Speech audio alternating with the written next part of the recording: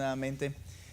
Estamos estudiando en esta primera hora algo que es especialmente útil para nuestra iglesia, acerca de los diáconos, acerca del el porqué de los diáconos, el carácter de los diáconos, la necesidad, porque hay una necesidad, más bien dicho, de que podamos tener un liderazgo correcto y santo en nuestra iglesia, un liderazgo espiritual, y requiere de ancianos y requiere de diáconos. Entonces, es una parte en la cual, hermanos, necesitamos participar, contribuir, orar y buscar la voluntad del Señor para que esto se lleve de manera correcta en nuestra iglesia, la búsqueda de hombres y mujeres que sirvan al Señor con responsabilidad de aquí en adelante, ¿verdad? No va a ser algo de una sola vez, sino algo que tenemos que estar practicando, y quizá de vez en cuando deberíamos recordar lo que estamos aprendiendo en esta ocasión, porque es algo que será cotidiano y permanente, más bien, dentro de nuestra iglesia.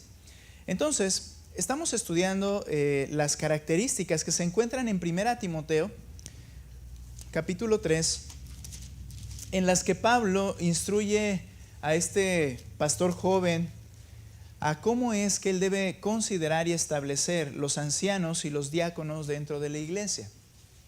Quiero recordarles, hermanos, que bíblicamente, hablaremos de eso en un momento también, de la manera en que se eligen los diáconos, ¿no? O pasaremos por ahí de manera sencilla. Pero en este caso, Timoteo es quien era el encargado de establecer qué ancianos y qué diáconos deberían estar. Cuando Pablo iba y sembraba una iglesia, era Pablo el que los establecía. Él ponía qué ancianos y qué diáconos. Ahora, en este sentido, esta labor fue de una forma muy particular con estos hombres. Es decir, Pablo como apóstol, con la autoridad del Señor, la sabiduría del Señor, el Espíritu Santo guiándole, él podía tomar la decisión y decir, a ver, tú en menos de un mes tengo que partir, la iglesia tiene un mes de vida, imagínate tú, un mes de creyentes nuevos, pero tú eres quien será el pastor en este lugar. Entonces era dirigido por el Espíritu Santo, ¿verdad? Porque podríamos decir, bueno, ya estaban listos, ya lo estaban, porque Dios así lo determinaba en ese momento, y Pablo lo hacía de esa forma. Timoteo, siendo un enviado por Pablo, delegaba también esa autoridad de Pablo sobre Timoteo, y Timoteo lo elegía de esa manera. Lo que quiero explicar es que no significa que en la actualidad, de manera directa, yo voy a decir quién es el pastor y quién va a ser el diácono, y nadie tiene que decir absolutamente nada. Conforme fue avanzando la época, la era de la iglesia, nos damos cuenta que tanto el pastor o el liderazgo que ya está establecido, como junto con la iglesia estamos llevados por el Señor a tomar estas decisiones que son importantes, ¿de acuerdo? La iglesia apoya, los ancianos que están deben de proponer y guiar, porque en oración el Señor le buscan al Señor en sabiduría para estas decisiones. Muy bien, ahora, dicho esto, ¿verdad? Hay una parte que es importante entender, y es que cuando vemos el título y el carácter oficial, el título oficial y el carácter de los diáconos, yo creo que en ti y en mí pasa el decir, ¿y ahora a quién agarramos y de dónde lo sacamos? ¿Por qué? Porque este carácter es un carácter realmente ejemplar. De hecho, el término es irreprensible. El mismo carácter que debe poseer un anciano es el mismo carácter que se demanda de los diáconos. Y seguramente está llenándose tu corazón y tus pensamientos, y así como los míos, de decir, bueno, pues ¿quién podría hacer algo así? Hoy vamos a dar un poco de explicación a eso y dar esperanza a nuestros corazones también. Ahora, estábamos hablando particularmente, no mencionaré absolutamente todas las características, sino las que vimos la semana anterior acerca de ellos, y veíamos cómo el carácter de la persona se debe poner a prueba en base a un tiempo de prueba, como servidores dentro de la iglesia. Si pasan la prueba, y si al estar siendo observadas las personas que se escojan, lo hacen con fidelidad, entonces pueden ejercer de manera oficial la labor de diácono. Esto sin olvidar que esa observación es permanente. Es decir, la iglesia siempre está observando el ejemplo de sus diáconos porque son líderes espirituales, más que contratados espirituales o ¿cómo lo podríamos decir? Empleados de la iglesia. En realidad son servidores de la iglesia que son líderes en la iglesia, líderes espirituales. Entonces siempre hay que estar observando y de manera permanente. Hablábamos también acerca de las mujeres que sirven. Explicaba yo que algunas de las interpretaciones es que estas mujeres a las que se refiere en el capítulo, estoy en Efesios, todavía no es eso, ¿verdad? Timoteo, 1 Timoteo capítulo 3, en el versículo 11, de igual manera las mujeres deben ser dignas, no calumniadoras, sino sobrias y fieles en todo. Hay dos principales corrientes o ideas acerca de la interpretación de esto, y se refiere a que son las mujeres de los diáconos.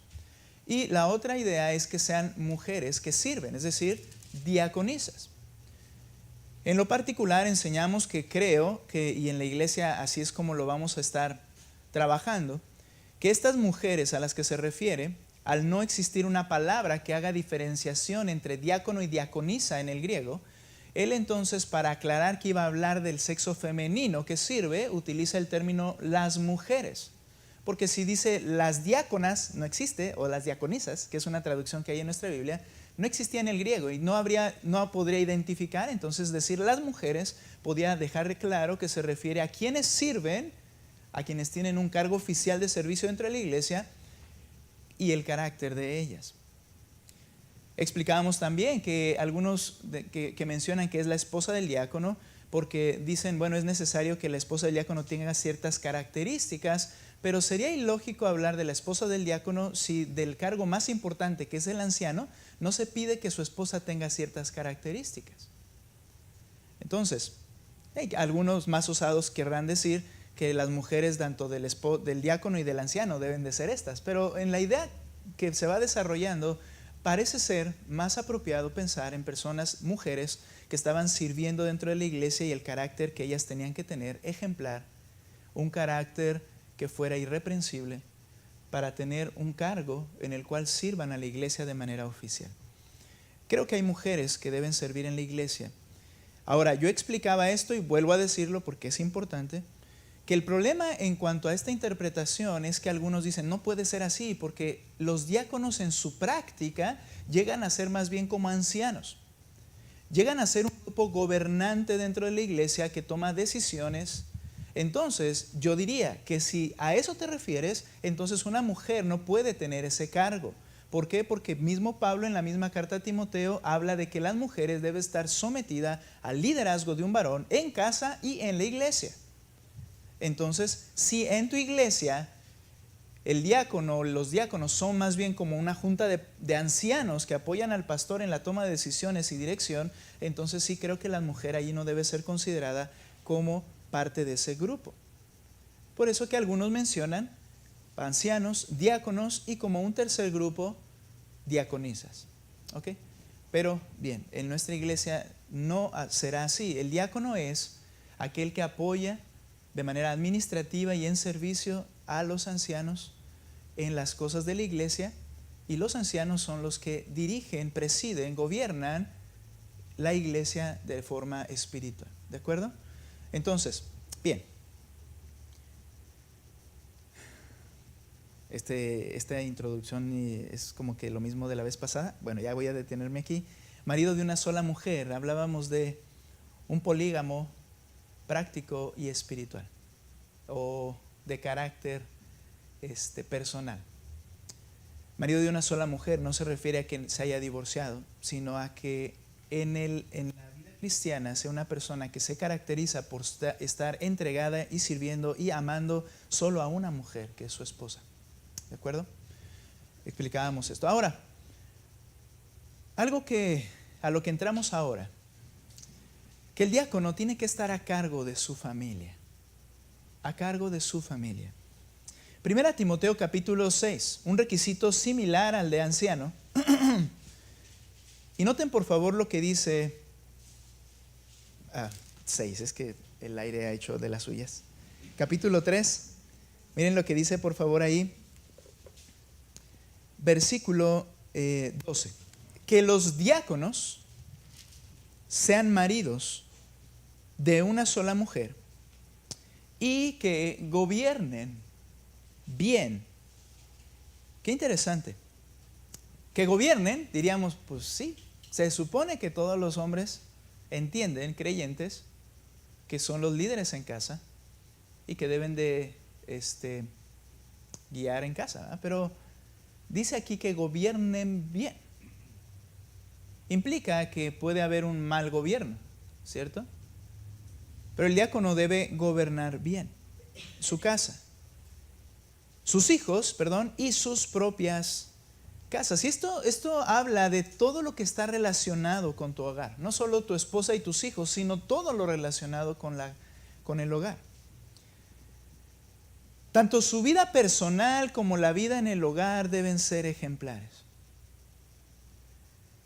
Este requisito tiene que ver con el hogar y es muy significativo. ¿Por qué? Porque Pablo, vio el hogar como el punto principal de entrenamiento de un liderazgo sano y correcto. No al revés. No es que tienes que aprender en la iglesia y luego aplicarlo en casa, sino que el lugar de ejercicio, el lugar del taller para un liderazgo correcto es el hogar. De hecho, es el primer ministerio de todo creyente, su casa. Ahora, pensando en esto, no estoy diciendo que sea inferior la iglesia, sino que hay un orden correcto y cuando soy fiel en casa, puedo ser fiel en la iglesia.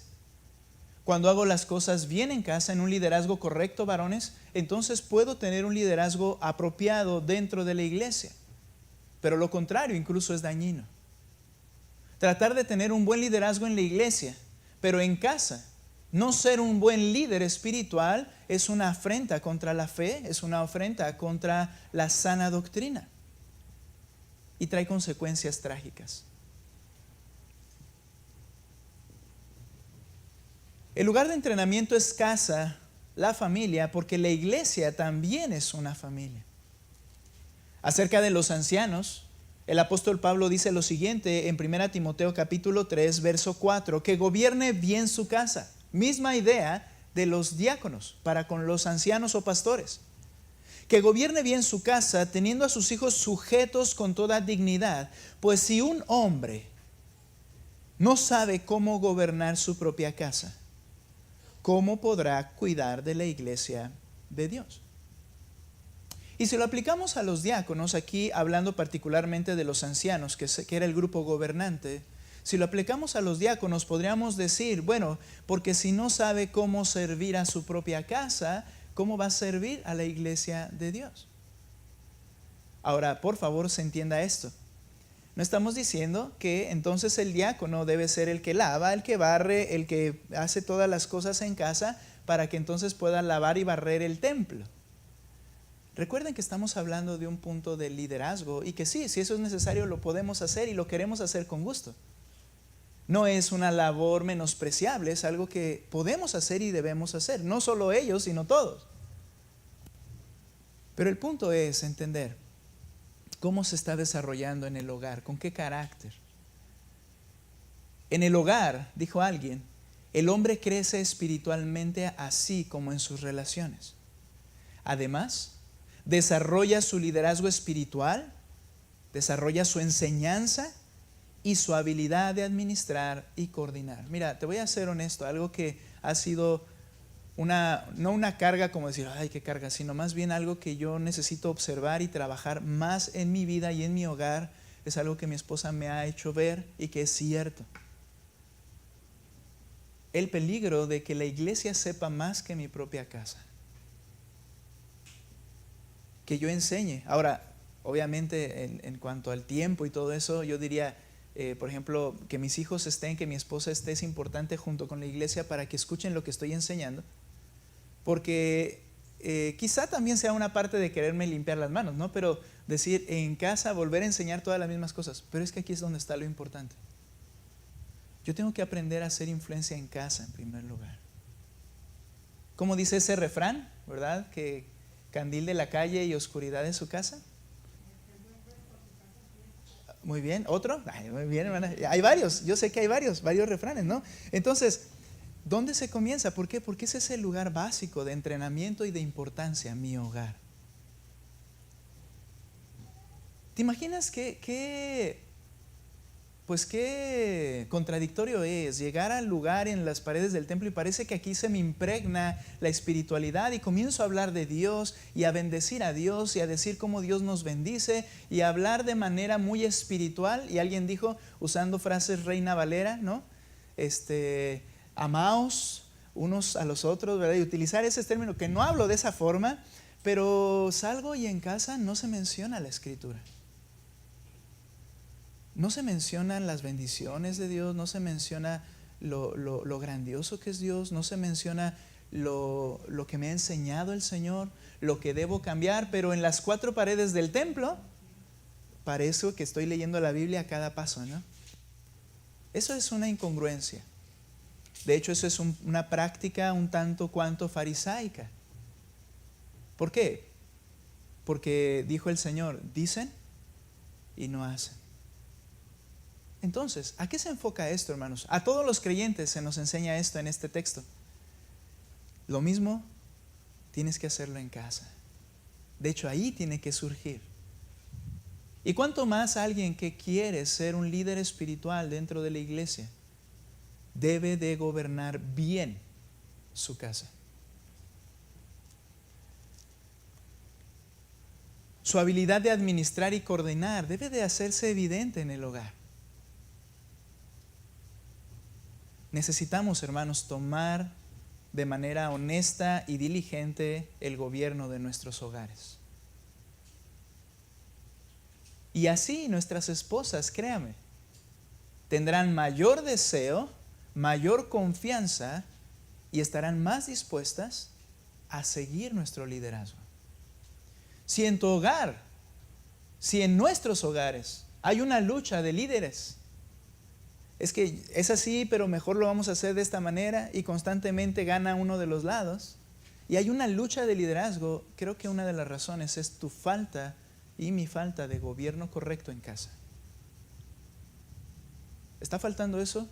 Bien, pídele al Señor en su gracia, pero tenemos que poner manos no. ¿Cómo se dice? Ando mal en los refranes, ¿verdad? ¿Manos a la obra? Ok, tenemos que poner manos a la obra. Necesitamos hacerlo. ¿Quién ha tomado decisiones en casa? Estoy hablando ahora de manera general al liderazgo en casa de todo varón. ¿Quién ha tomado decisiones? ¿Quién es quien lleva la carga de las decisiones en casa? Bueno, lo que hemos aprendido en matrimonios es muy importante. Al ser una relación de una sola carne, el matrimonio, tienen que llevar y desarrollar un mismo plan, ¿cierto? Entonces se tienen que poner de acuerdo y nos tenemos que poner de acuerdo. Pero como dijo en una ocasión un consejero, que ahorita se me olvidó el nombre, pero luego que lo recuerde se los digo, él decía, pero al final de cuentas las decisiones grandes o pequeñas, todas yo entiendo que por la soberanía del Señor caen sobre mis hombros. Yo soy el responsable. Mira, si tu hogar y mi hogar no funciona, y si está patas para arriba, como dicen algunos, tú tienes la culpa, porque eres el líder en casa. ¿Abandonaste tu gobierno? ¿Abandonaste tu liderazgo? El resultado es una familia rota, una familia disfuncional, separación, las cosas que sean. No hay de otra. Dios puso sobre ti esa carga. Tú eres el culpable principal. No quiero decir con esto que no aportó sus pecados la otra persona, pero al final quien dará cuentas de eso muy especialmente es cada varón por su hogar. Ahora entonces, al entender esto como cristianos, dice el Señor, bien, un diácono, alguien que va a ser un ejemplo dentro de la iglesia, requiere tener y trabajar de manera ejemplar en casa. El hogar es también un campo de prueba en el que puede ser probado y evaluado si es idóneo para el liderazgo en la iglesia. ¿Sabes? Me llamó mucho la atención en el Master Seminary cuando estamos inscribiéndonos, que ellos directamente dicen, ok, pásanos por favor un correo y número telefónico de tu esposa. Necesitamos preguntarle unas cosas. ¿Y por qué? porque es necesario entender que una evaluación correcta de mi vida espiritual y de mi liderazgo se va a reflejar en cómo estoy guiando y liderando a mi esposa y a mis hijos.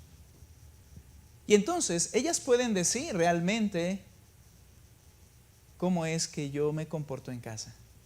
Y no para meterme en la zancadilla, espero, ¿verdad? Y si hay algo así, pues primero arreglen, pero al final es la mejor ayuda, ¿verdad? El que pueda yo ver quién soy por la persona que vive conmigo 24/7. La palabra gobernar implica presidir en el hogar con autoridad y cuidado todo lo relacionado a su casa, incluyendo sus hijos y su esposa. Presidir con autoridad y cuidado. No estamos hablando de machismos. No estamos hablando de que aquí nada más, ahora puras frases, ¿verdad? Parezco el Chapulín Colorado. Aquí solamente mis chicharrones truenan. No se trata de eso. Pero se trata de que asumo la responsabilidad para la toma de decisiones y la dirección de mi casa. Yo debo hacerlo. Entonces, eso implica la palabra gobernar, estar de pie ante. Era la idea que tenía un barco cuando iba en medio del mar. Y entonces, para ver hacia dónde vamos y qué vamos a hacer, todos los que estaban en el barco, particularmente los que se encargan de dirigir el barco, veían hacia un punto. ¿Hacia quién? Hacia el capitán, que estaba parado frente a ellos y les decía lo que harían. ¿Qué pasaría con un barco en medio de dificultades si están arriba 20 personas y cada quien está dando su punto de vista en qué se debe hacer? Bueno, no quiero decir que el capitán no tomaba consejo, pero al final se ponía de pie y decía, vamos a hacer esto. Bien, vamos a tirar las amarras de este lado, vamos a dejar caer el barquito que traen ahí cargando de este lado, o vamos a tirar la carga porque nos vamos a ahogar, pero al final él tomaba la decisión. Esto es importante, hermanos, entender acerca de lo que es gobernar. Pero este gobierno incluye sus hijos y sus esposas. Miren, un buen liderazgo del padre se refleja en buena sujeción de parte de los hijos. Tenemos pequeños pecadores. Son pequeños pecadores. Nacen con su pecado. Son necios. Son testarudos. No sé por qué nacen así. No, sí lo sabemos. Nacemos en pecado. No necesitamos que alguien nos enseñe a pecar. Nacemos siendo pecadores y lo demostramos pecando. Pero cuando hay un buen liderazgo del Padre sobre ellos, ellos van a manifestar una buena sujeción de parte o a sus padres. Los hijos manifestarán una buena sujeción a sus padres. ¿Lucharán con su pecado? Sí. Pero al final esta relación se verá, será evidente. Y en esta parte somos muy débiles algunos de nosotros. Necesitamos, en la gracia del Señor, trabajar realmente, porque lo que está faltando no son hijos piadosos e hijos buenos, porque de esos no nacen. Lo que se hace falta es un buen líder en casa. Entonces, ¿qué está débil? Mi liderazgo con él o con ella. Vuelvo a decirles, no, pues ahora ¿qué hacemos? Necesitamos, hermanos, la gracia del Señor. Ahora, algo interesante en este texto. Mira, ve conmigo ahí el versículo 3. Aquí Pablo le habla a Timoteo, uno emisario, uno enviado por Pablo para llevar a cabo el establecer ancianos en las iglesias. Hay otro, que es Tito. Son dos personajes distintos, enviados ambos por Pablo. Pero a Timoteo le dice lo siguiente, nota por favor. Que gobiernen bien su casa, la parte media del 12, sus hijos y sus propias casas, que los gobiernen bien. Ahora, nota el capítulo 3, verso 4, hablando acerca del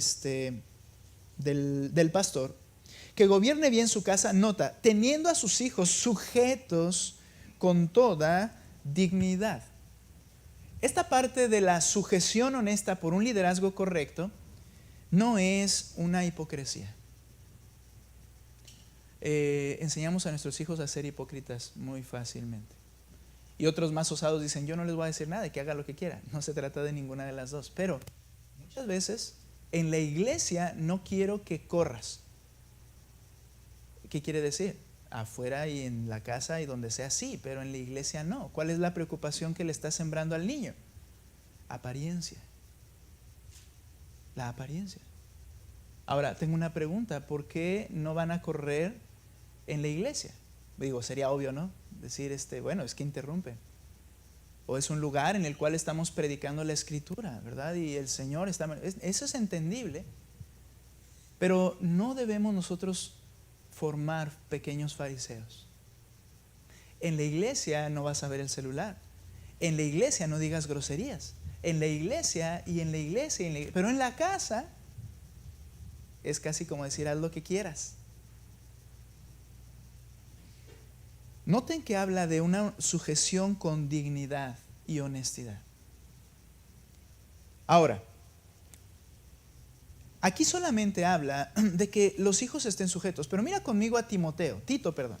Este es un texto que al estarlo estudiando en estos días, luché un poco, pero mira lo que dice Tito capítulo 1, verso 6. Bueno, luché mucho, pero sobre todo en algunos conceptos que debemos comprender.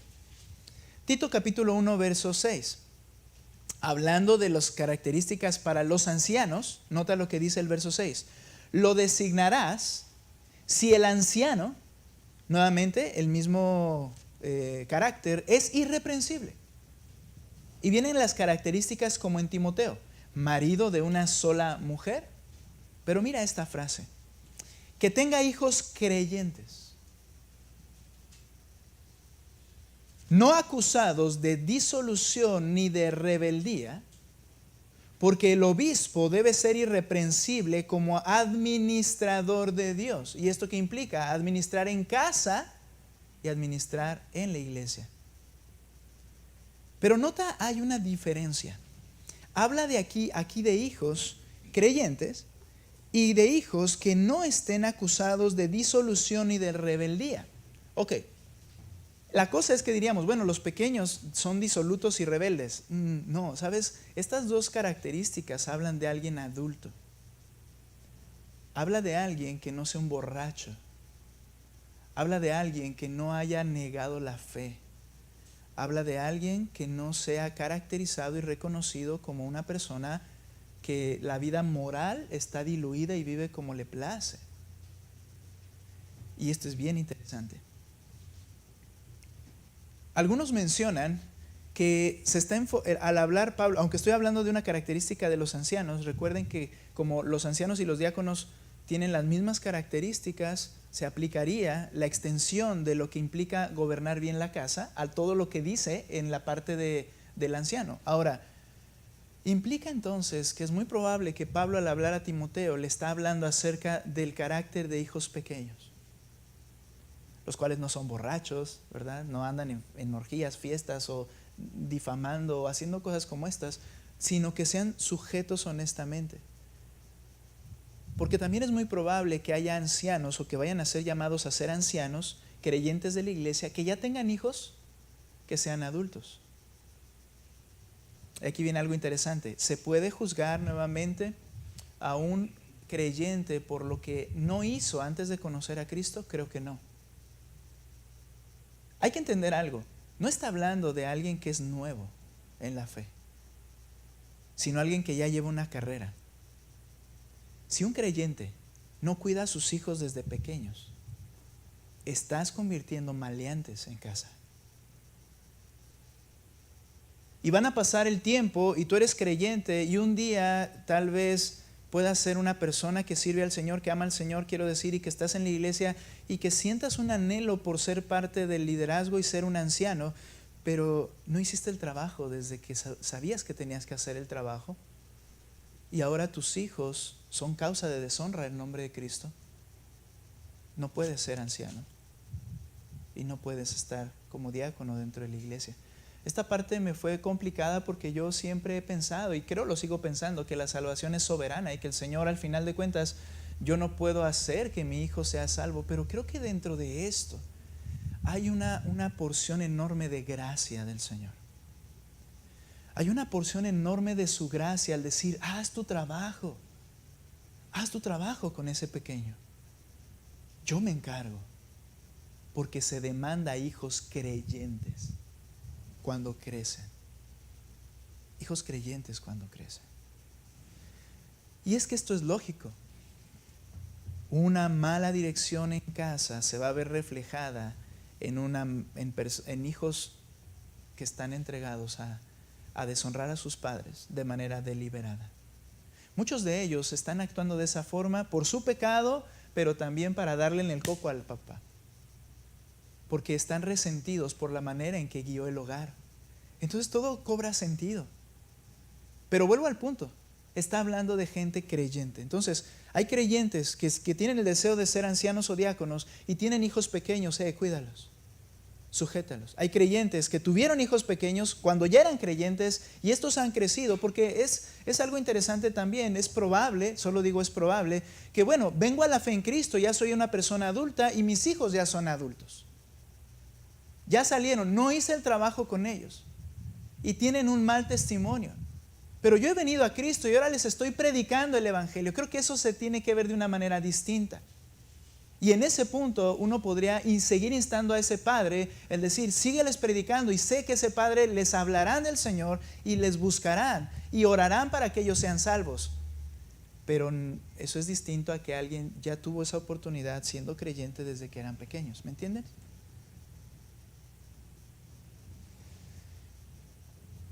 El liderazgo que el padre refleja, o por decirlo de otra forma, un liderazgo correcto se refleja en lo que se convierte en los hijos, al final de cuentas.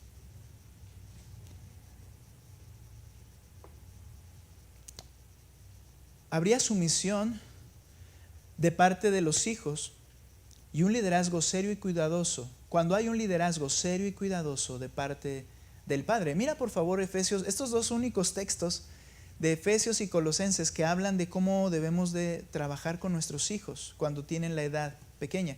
Efesios capítulo 6, versículo 4. Y quizá aquí, incluso en estos dos textos haya una diferencia de edades también, pero mira por favor lo que dice ahí. Efesios 6, 4. Por favor, ¿ustedes pueden ayudarme a leerlo? Efesios 6, 4. ¿Listos? ¿Qué dice, hermanos?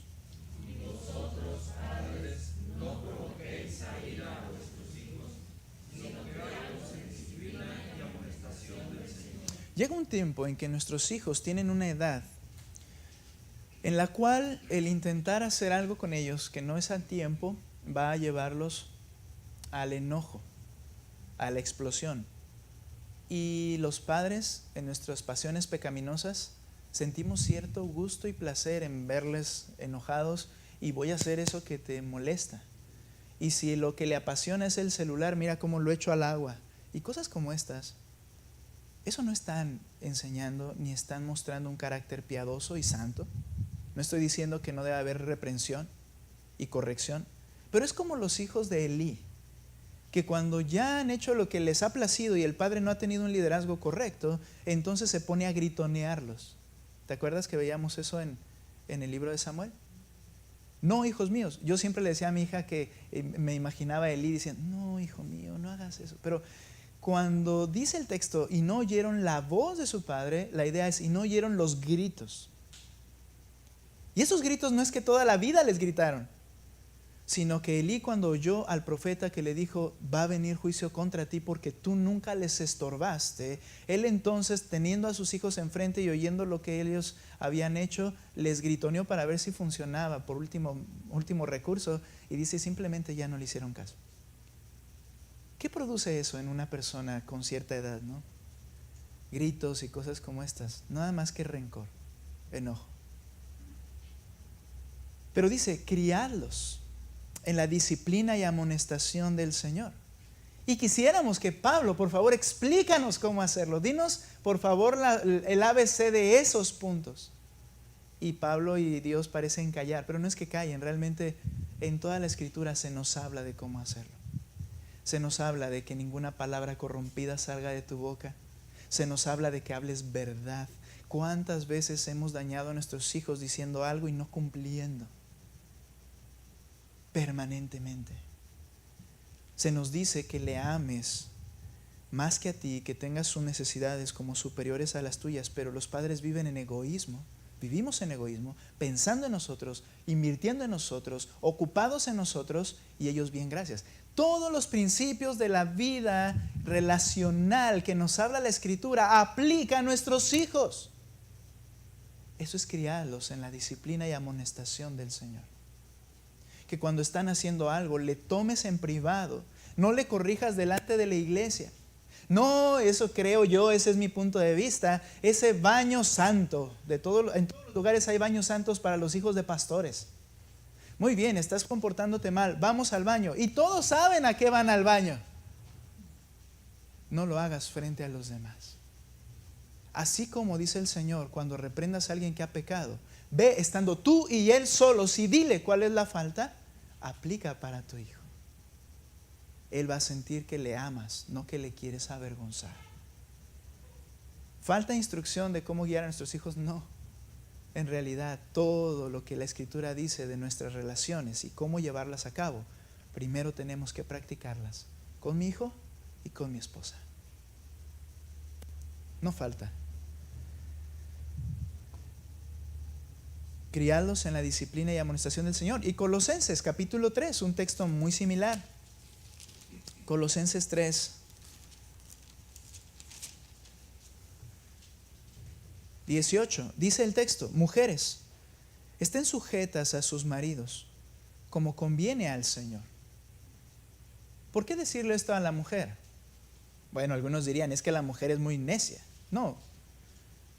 ¿Sabes qué creo que pasa muchas veces? Lo que mencioné. Nuestro liderazgo llega a ser a veces un poco complicado de seguir. Pero una mujer piadosa debe entender que aunque tenga un esposo que manifiesta sus debilidades, debes decidir por amor al Señor, tú someterte.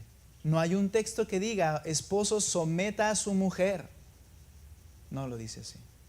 Le habla a la mujer piadosa y le dice, tú hazlo.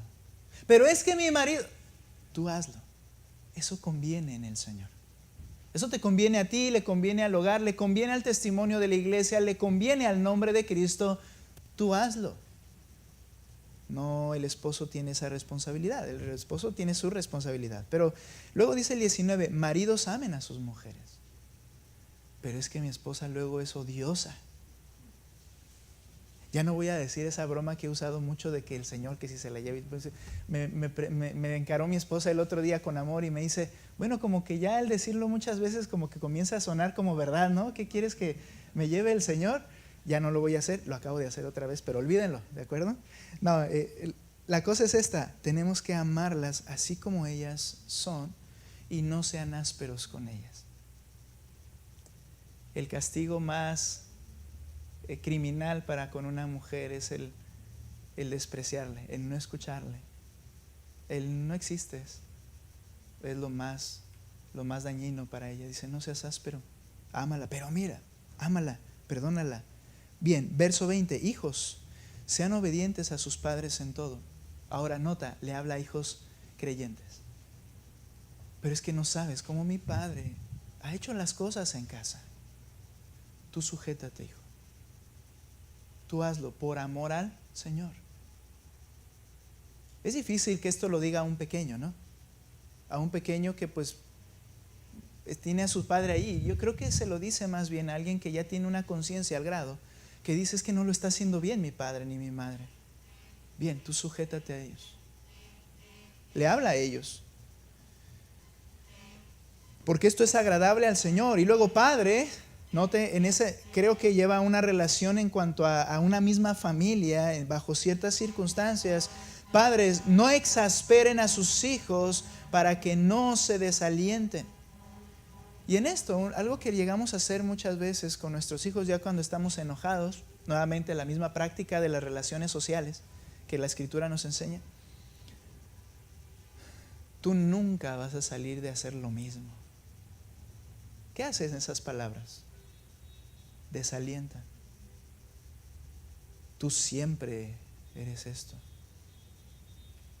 Tú vas a cosechar resultados y estoy llevando a cabo un juicio.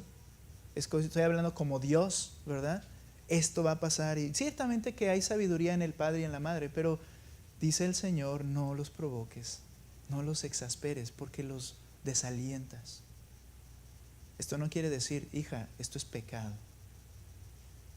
Y esto delante del Señor va a traerte consecuencias. Estás pecando ante Él. Es muy diferente a decir, tú no sirves para nada, o tú vas a terminar haciendo esto. Ese tipo de cuestiones no nos corresponden hacerlas.